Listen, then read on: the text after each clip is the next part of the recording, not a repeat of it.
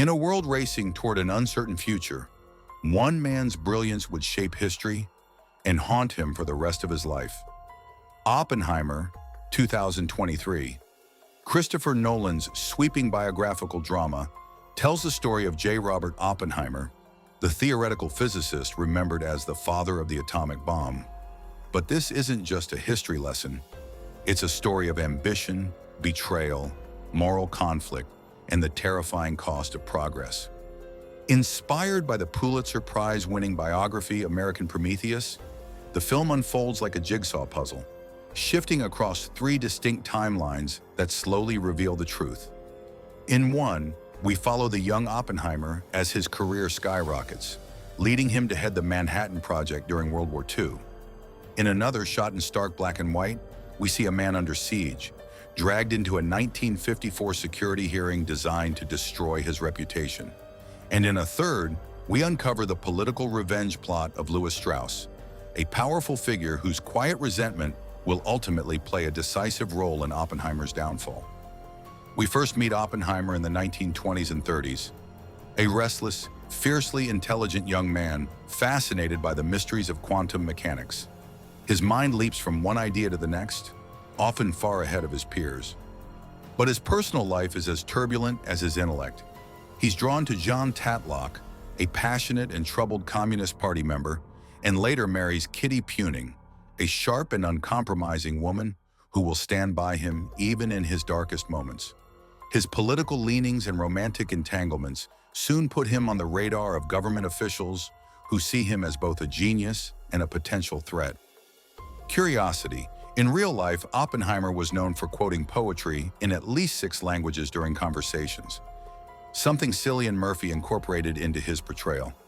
Then comes the war, and with it, the race to beat Nazi Germany to the ultimate weapon. General Leslie Groves approaches Oppenheimer with an impossible challenge: lead the top-secret Manhattan Project at a remote site in Los Alamos. Against the backdrop of a world in chaos, he assembles a team of the brightest minds on Earth, pushing science to its limits. The film draws us deep into the pressures and compromises of that mission, building toward the moment that will change the world forever: the Trinity Test. When the bomb falls on Hiroshima and Nagasaki, the war ends, but Oppenheimer's real battle begins. The victory that made him a national hero also leaves him with an unbearable burden: the knowledge that his creation could destroy the world. He speaks out against the hydrogen bomb and warns of the dangers of an arms race. But in doing so, he earns powerful enemies. Among them is Lewis Strauss, the ambitious chairman of the U.S. Atomic Energy Commission, whose personal grudges will shape the rest of Oppenheimer's life. By the time we see him in the 1954 security hearing, Oppenheimer is a man being dismantled piece by piece. His past associations, his political views, even his personality are turned into weapons against him. And in the shadows, Strauss moves carefully, ensuring his enemies fall.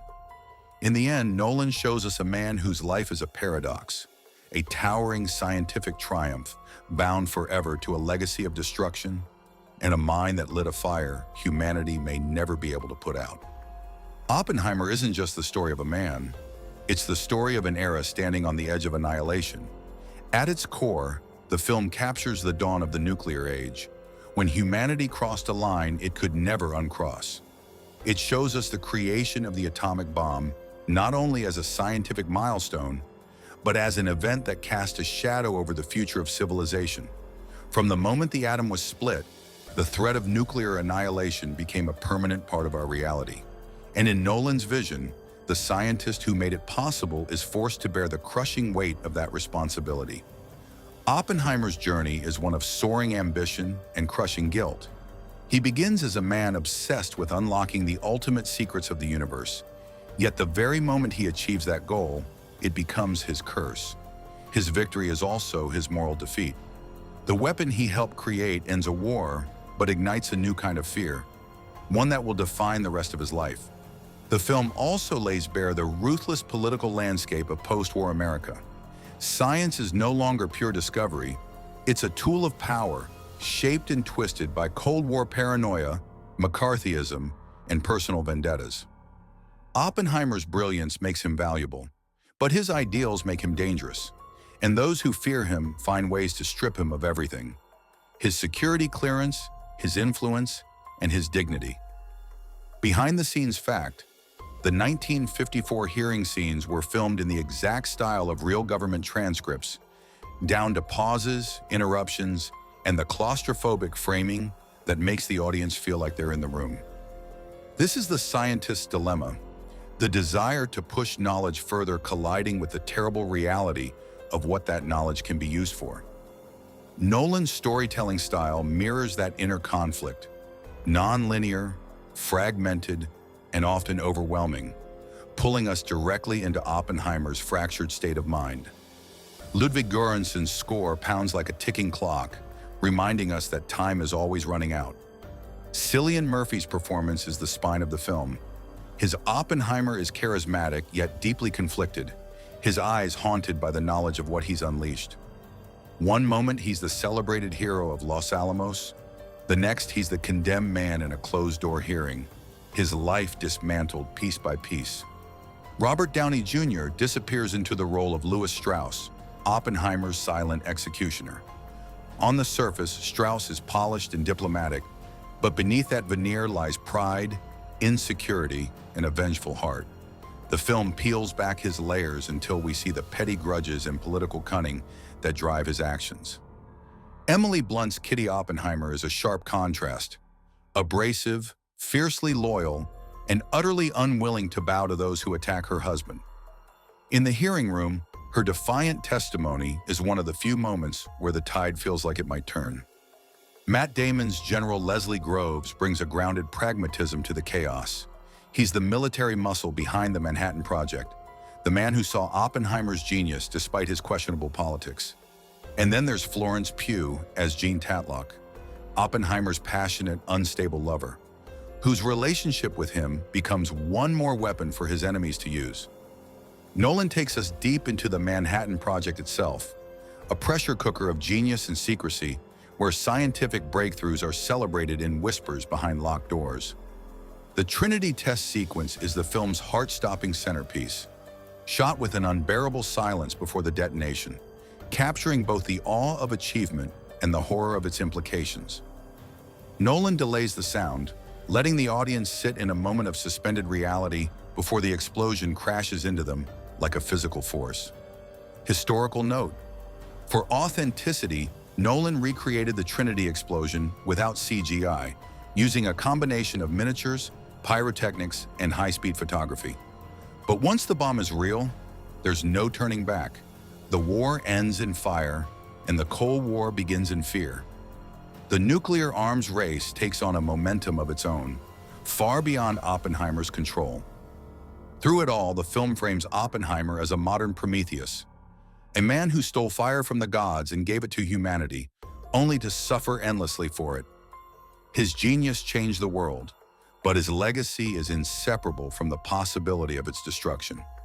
The timelines Nolan weaves together remind us that truth itself is fragile, shaped by perspective, politics, and the willingness of others to distort it. And in the end, Oppenheimer's truth is left scattered, just like the world he helped create. Nolan doesn't just tell Oppenheimer's story, he makes you feel it.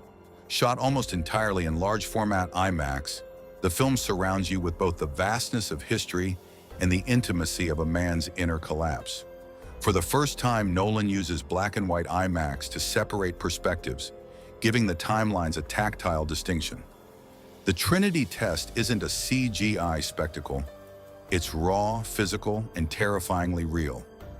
Every frame is grounded in practical effects, every close-up pulling us deeper into the tension etched on the characters' faces. We often see the world through Oppenheimer's own eyes. The film bends reality to match his mind.